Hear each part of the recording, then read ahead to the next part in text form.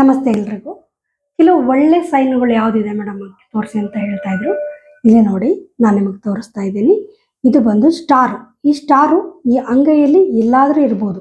ಈ ರೀತಿ ಇತ್ತು ಅಂದರೆ ತುಂಬ ಒಳ್ಳೆಯದು ಅಂತ ಹೇಳ್ತೀವಿ.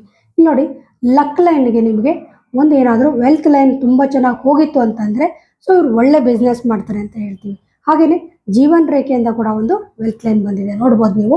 ಈ ರೀತಿ ಇತ್ತು ಅಂದರೂ ಕೂಡ ಭಾಳಷ್ಟು ಚೆನ್ನಾಗಿ ಬಿಸ್ನೆಸ್ ಮಾಡಿ ಅರ್ನ್ ಮಾಡಿ ಅವರು ಮುಂದಿನ ಪೀಳಿಗೆಗೂ ಸಹ ಅವರು ದುಡ್ದು ಇಡ್ತಾರೆ ಅಂತ ಹೇಳ್ತೀವಿ. ಲಕ್ ಲೈನಿಂದ ಬಂದಿದ್ರೆ ಭಾಳಷ್ಟು ಒಳ್ಳೆಯದು ಅಂತ ಹೇಳ್ತೀವಿ.